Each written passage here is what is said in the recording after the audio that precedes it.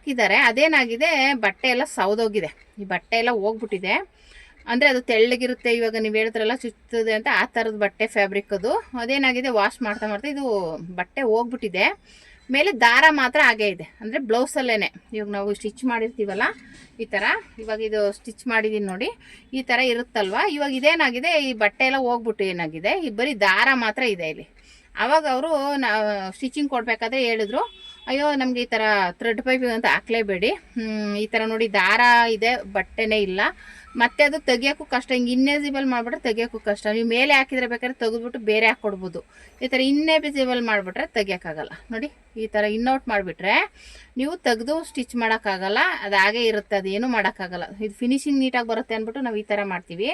ಆದರೆ ಇದು ಏನಾದರೂ ಹೆಚ್ಚು ಕಡಿಮೆ ಆದರೆ ತೆಗಿಯೋದಕ್ಕೆ ಕಷ್ಟ ಆಗುತ್ತೆ, ಓಕೆನಾ.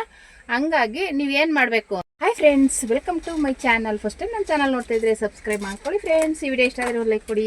ಇವತ್ತೇನಪ್ಪ ಟಾಪಿಕ್ ಅಂದರೆ, ಈ ಥರ ಒಂದು ಇದನ್ನು ರೆಡಿ ಥ್ರೆಡ್ ಪೈಪಿಂಗ್ ಇಟ್ಕೊಂಡಿದ್ದೀನಿ. ಏನಕ್ಕಪ್ಪ ಅಂದರೆ ಒಬ್ಬರು ಸಿಸ್ಟರ್ ಕಮೆಂಟ್ ಮಾಡಿದರು, ಅದು ನಾವು ಥ್ರೆಡ್ ಪೈಪಿಂಗ್ನ ನಾನು ಒಂದು ರೆಡಿ ಬ್ಲೌಸ್ಗೆ ಸ್ಟಿಚ್ ಮಾಡಿದೆ.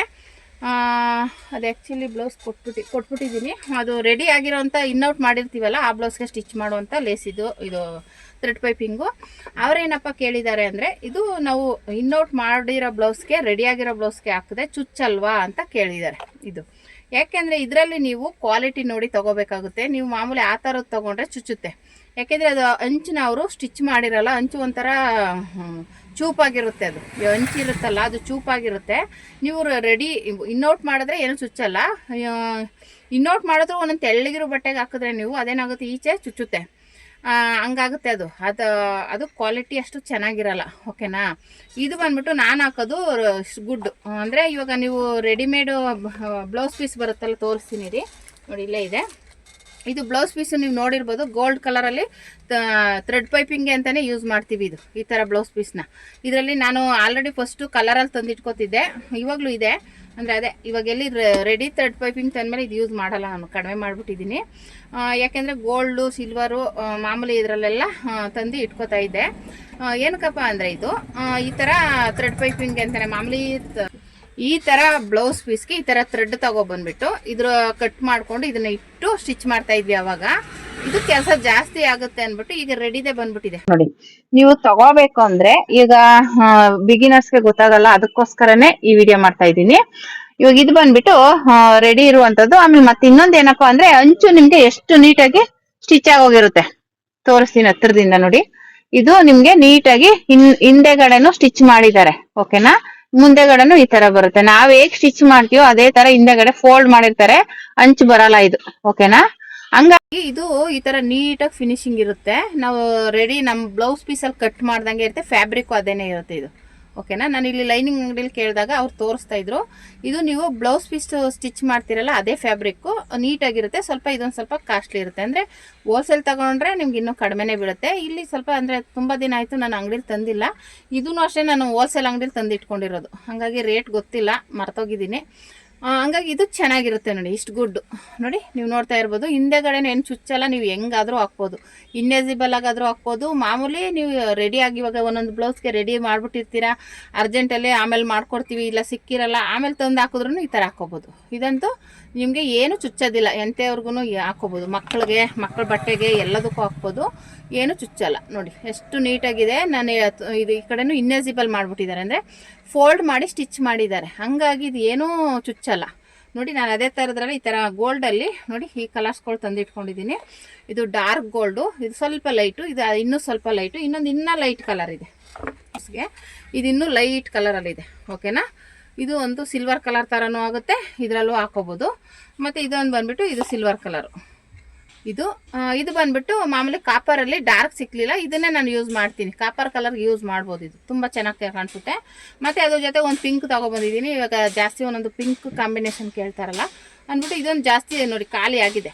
ಸ್ವಲ್ಪ ರನ್ನಿಂಗಲ್ಲಿರುವಂಥದ್ದು ಈ ಥರ ಈ ಕಲರ್ಸ್ಗಳಲ್ಲಿ ತೊಗೊಳ್ಳಿ ನೀವು, ನಿಮಗೆ ರನ್ನಿಂಗ್ ಇರುತ್ತೆ. ಈ ಪಿಂಕದ್ದು ಬೇಡ ಅಂದ್ರೂ ಕಾಪರು, ಗೋಲ್ಡು ಮತ್ತು ಸಿಲ್ವರ್ ಕಲರು ಈ ಥರ ತೊಗೊಂಡ್ರೆ ನೀವು ನಿಮಗೆ ಇದು ತುಂಬಾ ಯೂಸ್ ಆಗುತ್ತೆ ಇದು, ಓಕೆನಾ. ಈ ಥರ ಕಲರ್ಸ್ಗಳಲ್ಲಿ ತೊಗೊಳ್ಳಿ. ಆಮೇಲೆ ಈ ಥರ ಫ್ಯಾಬ್ರಿಕ್ ತೊಗೊಳ್ಳಿ, ಈ ಥರ ಫ್ಯಾಬ್ರಿಕ್ ಇರೋದು ತೊಗೊಳ್ಳಿ, ನಿಮಗೆ ತುಂಬಾ ಯೂಸ್ಫುಲ್ ಆಗುತ್ತೆ. ಇದು ನೀವು ಹೇಗೆ ಹಾಕಿದ್ರು ಚುಚ್ಚೋದಿಲ್ಲ, ಓಕೆನಾ. ಸಿಸ್ಟರ್ ನೀವು ಒಬ್ಬರು ಕೇಳಿದ್ರಿ, ಕಮೆಂಟ್ ಮಾಡಿದ್ದೀರಾ, ಅದಕ್ಕೋಸ್ಕರನೇ ಹಂಗೆ ಹೇಳಿದ್ರೆ ಅರ್ಥ ಆಗೋದಿಲ್ಲ ಅಂದ್ಬಿಟ್ಟು ನಾನು ವೀಡಿಯೋನೇ ಮಾಡ್ತಾ ಇದ್ದೀನಿ. ಯಾಕೆಂದರೆ ನನ್ನ ಹತ್ರ ಇರೋದು ಈ ಥರದ್ದು ಫ್ಯಾಬ್ರಿಕ್ಕು ಥ್ರೆಡ್ ಪೈಪಿಂಗ್ ತೋರಿಸಿದ್ರೆ ನಿಮಗೂ ಒಂದು ಐಡಿಯಾ ಬರುತ್ತೆ.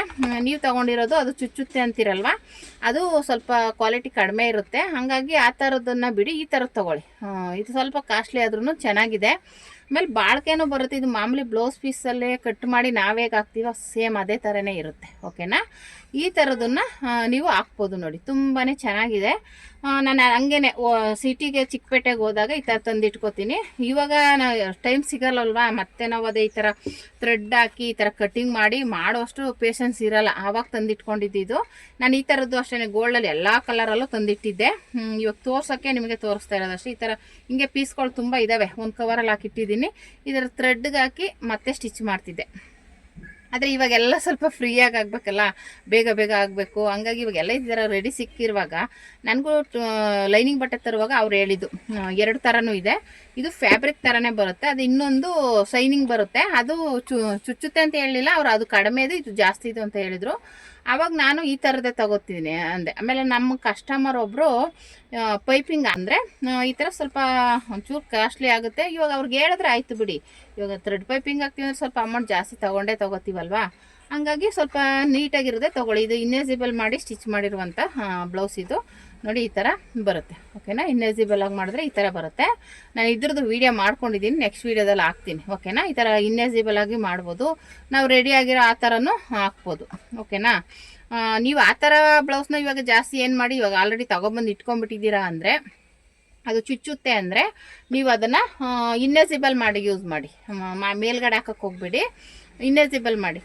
ಇದು ಏನಿದ್ರೆ ಇವಾಗ ಒಂದೊಂದು ಬ್ಲೌಸ್ ಸ್ಟಿಚ್ ಮಾಡಿರ್ತೀವಿ, ಇವಾಗ ಮೇಲ್ಗಡೆ ಚೆನ್ನಾಗಿ ಕಾಣಿಸ್ತಾ ಇರಲ್ಲ, ಅವಾಗ ಪೈಪಿಂಗ್ ಕೊಡಿ ಆ ಥರ ಏನಾದರೂ ಅವ್ರು ಕೇಳಿದಾಗ ಈ ಥರದನ್ನ ಯೂಸ್ ಮಾಡ್ಕೋಬೋದು. ಆಮೇಲೆ ಒಂದೊಂದ್ಸಲ ನಾನು ಸ್ಟಿಚ್ ಮಾಡಿ ಇಟ್ಬಿಡ್ತೀನಿ, ಆಮೇಲೆ ಕೊಡ್ತೀನಿ ಪೈಪಿಂಗ್ನ, ಸ್ವಲ್ಪ ಲೇಟ್ ಆಯಿತು ಹಂಗೆ ಹಿಂಗೆ ಅಂದಾಗ ಆ ಥರ ಎಲ್ಲ ಯೂಸ್ ಮಾಡ್ಕೋತೀನಿ ಟೈಮಿಂಗ್ಸ್ನ ನಾನು. ಓಕೆನಾ, ಹಂಗಾಗಿ ಈ ಥರ ಪೈಪಿಂಗ್ ಥ್ರೆಡ್ ಪೈಪಿಂಗ್ನ ಯೂಸ್ ಮಾಡ್ಕೊಳ್ಳಿ. ಓಕೆನಾ, ಇವಾಗ ಕೆಲವ್ರು ಗೊತ್ತೇ ಇರಲ್ಲ. ಇವಾಗ ನೋಡಿ ಅವ್ರು ಹೇಳಿದ್ಮೇಲೆ ನನಗೂ ಗೊತ್ತಾಗಿದ್ದು, ಅದು ನನಗೂ ಗೊತ್ತಿಲ್ಲ.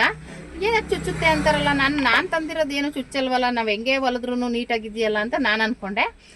ಸಿಸ್ಟರ್ ಒಬ್ಬರು ಅವ್ರ ಪಾಪ ವೀಡಿಯೋ ಕಾಲ್ ಮಾಡೇ ತೋರಿಸಿದ್ರು, ನೋಡಿ ಹಿಂಗೆ ಹಂಚಿರುತ್ತಲ್ಲ ಇದು ಚುಚ್ಚುತ್ತಲ್ಲ ಹೆಂಗೆ ಮಾಡೋದು ಅಂತ ಅವರು ಕೇಳಿದ್ರು. ನನಗೆ ಗೊತ್ತಿಲ್ಲ, ಅದಕ್ಕೆ ಅವ್ರಿಗೆ ಹೇಳ್ದೆ ನಾನು, ನಮ್ದು ಆ ಥರ ಇಲ್ವಲ್ಲ, ನಾವು ನೀಟಾಗಿ ಆಲ್ರೆಡಿ ಅವರೇ ಸ್ಟಿಚ್ ಮಾಡಿ ಇನ್ನೌಟ್ ಮಾಡಿದ್ದಾರೆ, ನಾವು ಏನಿದ್ರು ಸುಮ್ಮನೆ ಸ್ಟಿಚ್ ಮಾಡ್ಕೊಂಡು ಹೋಗೋದು, ನಾವು ಹೆಂಗೆ ರೆಡಿ ಮಾಡ್ತೀವೋ ಸೇಮ್ ಅದೇ ಥರನೇ ಇದೆ ಅಂತ ಹೇಳಿದೆ. ಅದಕ್ಕೆ ಅವರು ಹೌದಾ ತೋರಿಸಿ ಅಂದ್ಬಿಟ್ಟು ಅವರು ನೋಡಿದ್ರು, ಅವ್ರಿಗೆ ಅನ್ನಿಸ್ತು ಹೌದಾ ಈ ಥರನೂ ಇದೆ ಅಂತ ನನಗೆ ಗೊತ್ತೇ ಇರಲಿಲ್ಲ ಅಂತ ಅವರು ಹೇಳ್ತಾ ಇದ್ದಾರೆ. ಹಂಗಾಗಿ ಈ ಥರದ್ದಿದೆ. ಓಕೆನಾ, ಈ ಥರ ಬ್ಲೌಸ್ ಪೀಸ್ದೇನೆ ಸಿಗುತ್ತೆ ನಿಮಗೆ. ಅಂದರೆ ಒಂದೊಂದು ಅಂಗಡೀಲಿ ದುಡ್ಡು ಜಾಸ್ತಿ ಸ್ವಲ್ಪ ಕಾಸ್ಟ್ಲಿ ಆಗುತ್ತೆ ಅಂದ್ಬಿಟ್ಟು ಇಟ್ಟಿರಲ್ವೋ ಏನೋ ಗೊತ್ತಿಲ್ಲ, ಇಲ್ಲಿ ನಮ್ಮ ಏರಿಯಾದಲ್ಲಿ ಇಟ್ಟಿದ್ದಾರೆ. ಇದು ಇದೆ, ಕಡಿಮೆದು ಇದೆ. ಅಂದರೆ ಅವರೇ ಹೇಳ್ತಾರೆ ಇದು ಕಡಿಮೆ ಕ್ವಾಲಿಟಿದು, ಇದು ಫ್ಯಾಬ್ರಿಕಲ್ಲಿ ಬರುತ್ತಲ್ಲ ಆ ಥರ ಫ್ಯಾಬ್ರಿಕ್ಕು, ಇದನ್ನ ಹಾಕಿದ್ರೆ ನೀವು ಬ್ಲೌಸಲ್ಲೇ ಕಟ್ ಮಾಡಿ ಹಾಕಿದ್ದೀರಾ ಅಂತ ಅನಿಸುತ್ತೆ ಅಂತ. ಓಕೆನಾ, ಹಂಗಾಗಿ ನೀವು ಈ ಥರದನ್ನೇ ಯೂಸ್ ಮಾಡಿ. ಓಕೆನಾ, ಇವಾಗ ಆ ಥರದ್ದೆಲ್ಲ ತೊಗೊಂಡು ಒಂದು 10 ರೂಪಾಯಿ ಜಾಸ್ತಿ ತೊಗೊಂಡಿರ್ತೀರ, ಮತ್ತೆ ಅದು ಹಾಳಾದರೆ ಸುಮ್ಮನೆ ಅವ್ರ ಹತ್ರ ಅಯ್ಯೋ ಅಷ್ಟೊಂದು ಪೈಪಿಂಗ್ಗೆ ದುಡ್ಡು ಕೊಟ್ಟು ಮಾಡಿಸಿದ್ವಿ, ನೋಡಿದ್ರೆ ಪೈಪಿಂಗ್ ಆಗ್ಬಿಟ್ಟಿದೆ ಅಂತ ಅನ್ನಿಸ್ಕೊಳ್ಳೋ ಬದಲು ಈ ಥರದ್ದು ರೆಡಿ ಮಾಡಿ. ಓಕೆನಾ, ನೋಡಿ ಎಷ್ಟು ಕಲರಲ್ಲಿ ತೊಗೊಂಡಿದ್ದೀನಿ ನಾನು. ಆಲ್ರೆಡಿ ಇದ್ರ ಬಗ್ಗೆ ಹಾಕಿದ್ದೀನಿ ವಿಡಿಯೋ, ಆದರೆ ನನಗೆ ಆ ಥರ ಚುಚ್ಚುತ್ತೆ ಅನ್ನೋದ್ರ ಬಗ್ಗೆ ನನಗೆ ಗೊತ್ತಿರಲಿಲ್ಲ. ಹಂಗೆ ನನಗೆ ಗೊತ್ತಿದ್ರೆ ಅದನ್ನು ಆವಾಗಲೇ ಹೇಳ್ತಿದ್ದೆ. ಆಲ್ರೆಡಿ ಹಾಕಿದ್ದೀನಿ ಥ್ರೆಡ್ ಪೈಪಿಂಗ್ ನೀಟಾಗಿ ಹಾಕಿ ಮಾಡಿ ಅನ್ನೋದ್ರ ಬಗ್ಗೆ ಹಾಕಿದ್ದೀನಿ, ಆದರೆ ಈ ಥರ ಇದೆ ಅನ್ನೋದು ನನಗೆ ಐಡಿಯಾ ಇರಲಿಲ್ಲ. ಓಕೆನಾ, ಇವಾಗ ಅವರು ಸಿಸ್ಟರ್ ಹೇಳಿದ್ಮೇಲೆ ನನಗೂ ಗೊತ್ತಾಗಿದ್ದು, ಇವಾಗ ಅವರು ಕಮೆಂಟ್ ಮಾಡಿದ್ಮೇಲೆ ನನಗೂ ಗೊತ್ತಾಗಿದ್ದು ಆ ಥರದ ಚುಚ್ಚುದು ಐತೆ ಬಟ್ಟೆ ಅನ್ನೋದು ನನಗೆ ಗೊತ್ತಿರಲಿಲ್ಲ. ಓಕೆನಾ, ಹಂಗಾಗಿ ಇವಾಗ ಈ ಥರ ಇದೆ. ಸಿಸ್ಟರ್ ನೀವು ನೋಡಿ ತಗೊಳ್ಳೋವಾಗ ಈ ಥರ ಕ್ವಾಲಿಟಿದು ನೋಡಿ ತಗೊಳ್ಳಿ, ಇದೇನು ಚುಚ್ಚಲ್ಲ. ನೀವು ಯಾವ ಥರ ಬಟ್ಟೆಗಾದರೂ ಹಾಕಿ ಹೆಂಗಾದರೂ ಹಾಕಿ ನೀಟಾಗಿ ಬರುತ್ತೆ, ಫಿನಿಶಿಂಗು ಅಷ್ಟೇ ಸಖತ್ತಾಗಿರುತ್ತೆ. ನೀವು ಹೇಗೆ ಇದರಲ್ಲಿ ಈ ಥರ ಥ್ರೆಡ್ ಪೈಪಿಂಗ್ ಹಾಕಿ ಬಟ್ಟೆ ಸ್ಟಿಚ್ ಮಾಡಿರ್ತೀರ ಸೇಮ್ ಅದೇ ಥರನೇ ಬರುತ್ತೆ ಇದು. ಹಂಗಾಗಿ ಈ ಥರದ್ದನ್ನು ಯೂಸ್ ಮಾಡ್ಕೊಳ್ಳಿ. ಓಕೆನಾ, ಹಂಗಾಗಿ ನಾನು ಹಂಗೆ ವಾಯ್ಸ್ ಮೆಸೇಜಲ್ಲಿ ಹೇಳೋಣ ಅಂದ್ಕೊಂಡೆ, ಅದು ಹೇಳಿದ್ರೆ ಅರ್ಥ ಆಗೋಲ್ಲ, ಇನ್ನೂ ಕೆಲವ್ರಿಗೆ ಗೊತ್ತಿರಲ್ವಲ್ಲ, ಅಂಥವ್ರಿಗೋಸ್ಕರ ವೀಡಿಯೋ ಮಾಡಿದ್ರೆ ಅವ್ರಿಗೂ ಹೆಲ್ಪ್ ಆಗುತ್ತೆ. ಥ್ರೆಡ್ ಪೈಪಿಂಗು ಅಂದರೆ ಅದೊಂದೇ ಅಂತ ಅಂದ್ಕೊಂಡ್ಬಿಟ್ಟಿರ್ತಾರೆ.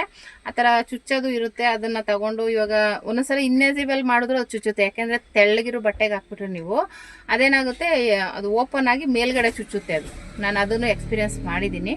ಆದರೆ ನನಗೆ ಈ ಥರ ಅನ್ನೋದು ನಾನು ಯಾವತ್ತೂ ಥಿಂಕ್ ಮಾಡಿರಲಿಲ್ಲ. ಅದು ಯಾವಾಗಲೂ ಒಂದ್ಸಲ ತಂದು ಹಾಕಿದ್ದೆ, ಹಂಗಾಗಿತ್ತು ಬಿಟ್ಟೆ. ಇವಾಗ ಕ್ವಾಲಿಟಿ ತಂದು ಹಾಕ್ತಾ ಇರೋದ್ರೆ ಅದ್ರ ಕಡೆ ಗಮನ ಹೋಗಿರಲಿಲ್ಲ ನನಗೆ, ಹಾಗಾಗಿ ನಂಗೆ ಗೊತ್ತಿಲ್ಲ ಅದ್ರ ಬಗ್ಗೆ.